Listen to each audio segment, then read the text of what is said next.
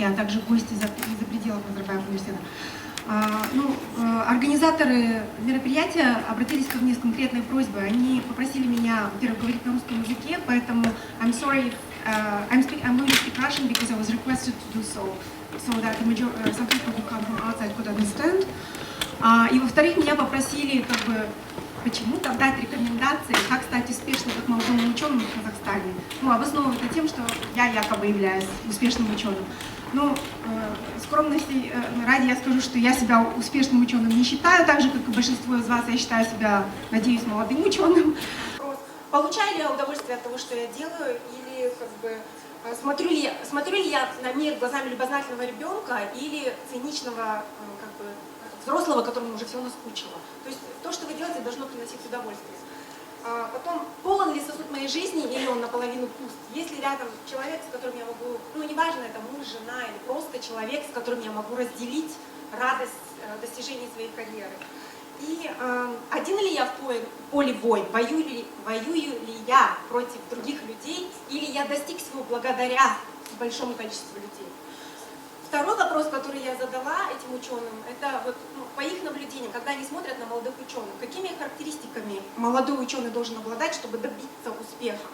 И они перечислили такие характеристики. Во-первых, они говорили, что интеллектуальный потенциал на самом деле вторичен. Самое главное — это терпение человека и его работоспособность. А во-вторых, это скромность. Я от многих людей слышала, что в первую очередь успешный ученый — это человек скромный, самокритичный, но не занимающийся самоедством при этом. В-третьих, это должен быть человек, открытый новому. В-четвертых, это должен быть человечный человек, то есть человеколюбивый. И, наконец, это патриотизм и лидерство. И об этом говорили как молодые ученые, так и старые ученые в Казахстане. Какой отсюда для нас вывод, опять как для молодых ученых? Выходит, что если вы хотите добиться успеха, на самом деле не так уж много нужно сделать. Нужно терпеливо трудиться, нужно оставаться самокритичным, нужно пробовать новое, не задирать нос и оставаться человеком. Здесь, если привести некоторые примеры из истории, взять, например, Томаса Эдисона. Это пример терпения, это пример работоспособности и пример открытости новому. Он опробовал 6000 материалов, прежде чем нашел тот, от которого лампочка загорелась. То есть, если взять пример, допустим, человека скромного, Питер Хиггс, который предложил гипотезу о существовании бозона Хиггса, когда получил Нобелевскую премию, он узнал об этом от случайного прохожего, от своей знакомой на улице, и тут же скрылся в провинцию, чтобы избежать шумихи, с этим связано. Есть пример человеколюбия, много таких примеров самопожертвования ученых ради науки. Один из них, например, Жан Понто, который изобрел противоядие против змеиного яда. Он позволил 3 гадюкам укусить себя для того, чтобы опробовать свою сыворотку. И и при этом ни одна гадюка не пострадала. Отсюда вывод, опять-таки, я думала, какой вывод для нас? Часто мы, если ты добиваешься успеха, тебя начинают атаковать со всех сторон, тебе появляется куча врагов, но нужно помнить, если ты оказался в змеином гнезде, нужно задуматься и придумать противоядие, не нужно плеваться ядом и кусать в ответ. Простые какие-то вещи, но на самом деле, даже на своем опыте я убеждаю, что это так. И особенно хотелось бы остановиться на патриотизме. Казалось бы, эту речь писала я сама, мне никто ее не заказывал, я просто опираюсь на то, что говорят ученые. Я думаю, наивно с моей стороны было бы призывать к тому, чтобы вы все продолжали жить на той территории, на том куске земли, на котором вы родились, потому что мир глобален, различные возможности предлагаются умным людям по всему миру. Более того, с моей стороны это было бы лицемерно, потому что я Балашах, но я надеюсь, что в ближайшие годы я заканчиваю свои обязательства по Балашаху, и я уеду за рубеж по семейным обстоятельствам. Поэтому это лицемерно с моей стороны. Но я думаю, где бы мы ни оказались, мы должны вернуть свой долг тем людям, которые за нас заплатили, народу Казахстана. То есть нужно не терять связи, и нужно хотя бы на один шаг, на одну статью, которая посвящена казахстанской тематике, на одного PhD-студента, хотя бы продвинуть казахстанскую науку вперед. Потому мы должны всегда помнить, что мы здесь не потому, что мы такие умные, а потому что за нас платил простой налогоплательщик Казахстана, потому что за нас, во имя нас пожертвовали своей жизнью наши родители и вложили в нас свою душу наши учителя, и нас поддерживали наши знакомые и наши родные. И мы им обязаны. Мы обязаны народу Казахстана прежде всего, где бы мы ни жили. И, кроме того, как казахстанская интеллигенция, то есть самая образованная часть нации, мы должны обладать определенным чувством ответственности, что означает, мы должны быть лидерами. Вы должны все время стремиться к каким-то активным действиям, к новым инициативам. И последнее, что я поняла из интервью с этими успешными учеными, это уже какие-то конкретные рекомендации, как стать успешным. 2 черты успешной организации научной деятельности, если вы хотите стать успешными. Первое, вы должны быть сфокусированы. То есть я часто вижу, что возможностей в Казахстане много, неисследованных тем много людей, с которыми можно эти неисследованные темы исследовать, и люди начинают кидаться из стороны в сторону. Но я думаю, чтобы стать успешным, нужно просто сфокусироваться на 2-3 проблемах, на какой-то одной теме, и попытаться достичь всего в этих проблемах и в этой теме. Не надо разбрасываться, потому что если вы сфокусированы, вы самоорганизуетесь, и вы будете в состоянии сказать «нет» заманчивым предложениям, которые будут вас вводить в сторону. А они могут приходить, и я это уже свои ошибки сделала, они могут приходить в виде грантов, которые никак не связаны с тем, что вы хотите делать. Они могут приходить в виде благоволения руководства вуза, они могут приходить в виде возможности сотрудничать с корифеями науки.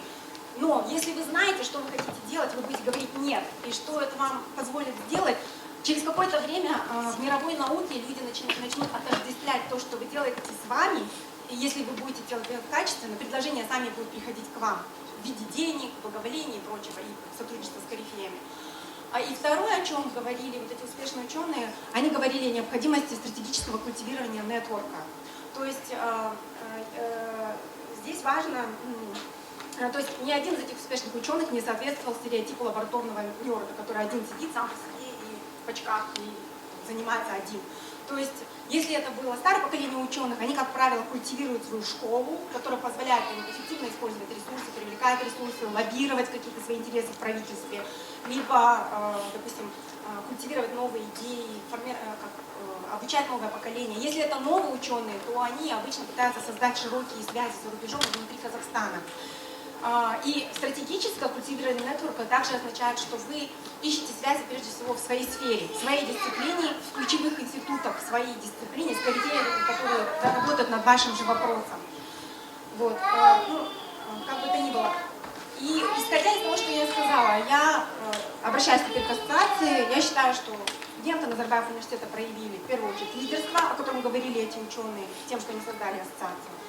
Они проявили патриотизм, потому что они не ограничились рамками своего университета, открыли двери всем ученым в Казахстане. И в-третьих, будем надеяться, что они создали тем самым возможность для нетворкинга. Также я хотела бы поблагодарить руководство университета в том, что они эту инициативу поддержали. И что я вижу в плане будущего для молодых ученых и для ассоциации? Я считаю, что нужно сконцентрировать свои усилия в первую очередь на создании специализированных профессиональных сообществ или открытие филиалов таких сообществ международных. Потому что у нас в Казахстане их не хватает, и в основном, если все сводится к нетворкингу и все сводится к фокусировке, нам нужно такие филиалы сообществ создавать. Во-вторых, нам необходимо задуматься о публиковании хорошего качества международных журналов, которые будут покрывать, особенно в социальных науках, казахстанскую тематику. Потому что опубликоваться, исходя из моего опыта, в международных журналах на казахстанскую тематику достаточно сложно, мы международная периферия. И в социальных науках вот этим обществам, может быть, нужно создавать не обязательно казахстанские, но и евразийские журналы.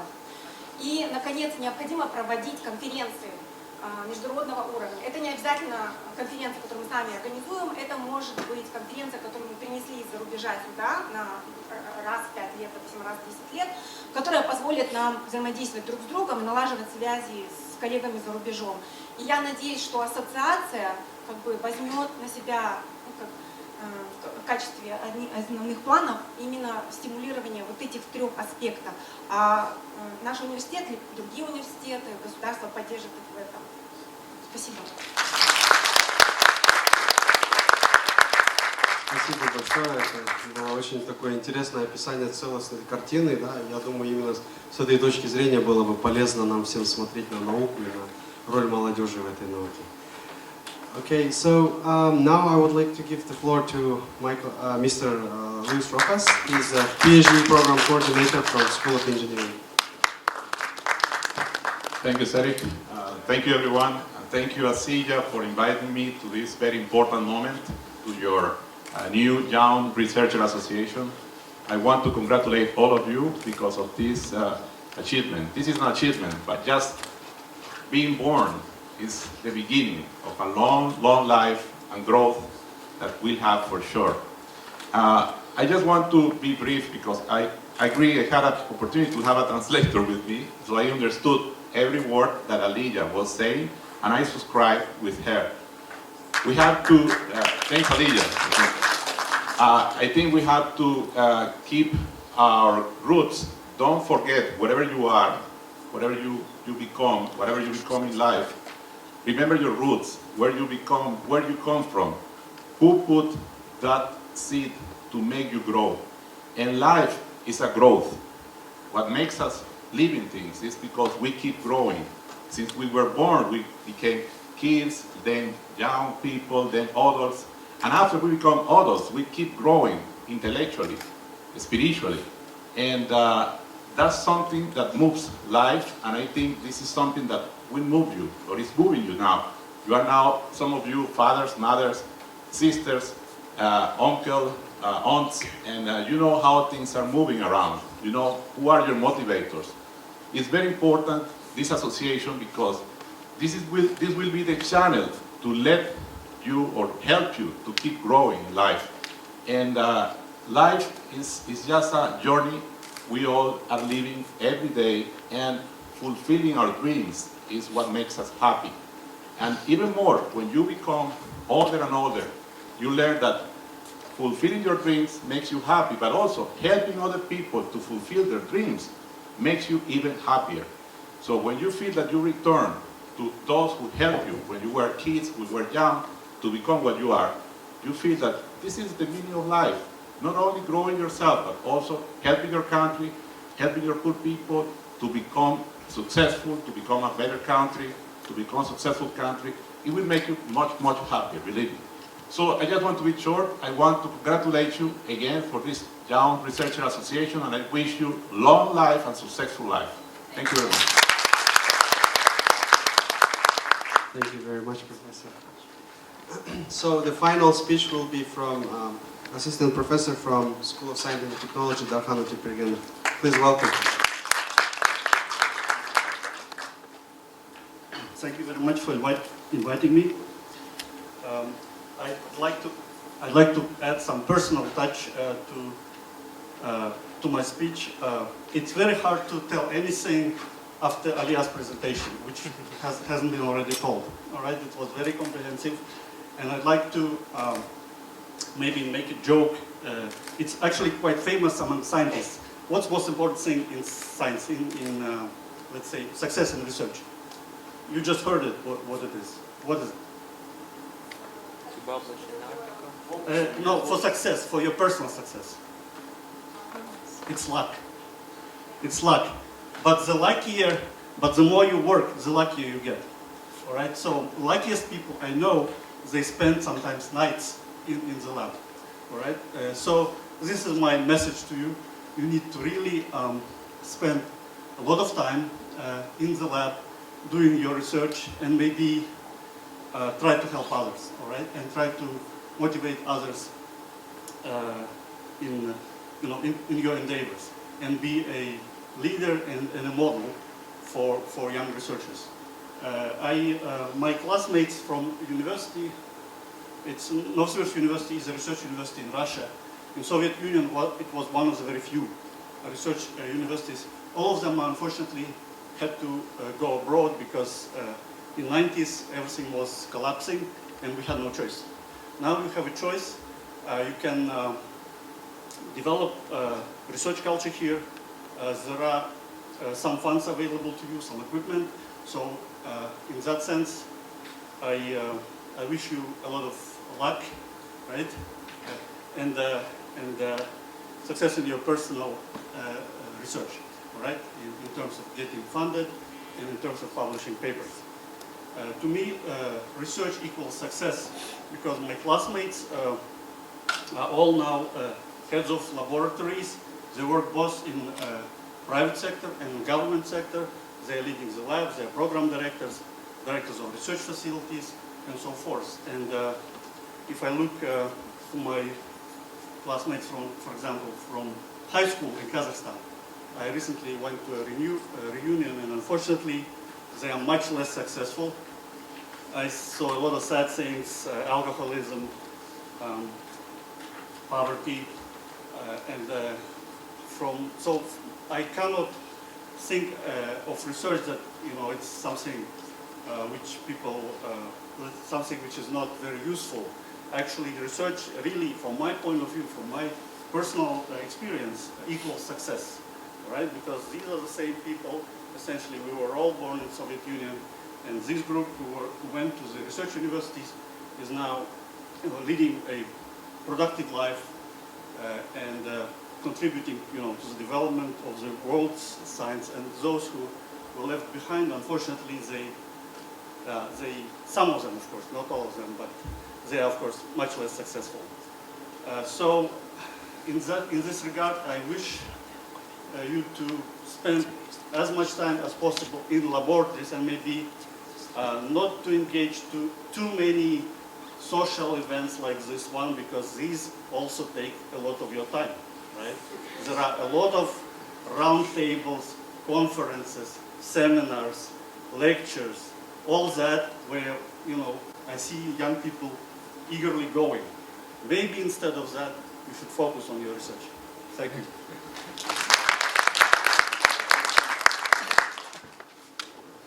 Thank you very much, Darfan.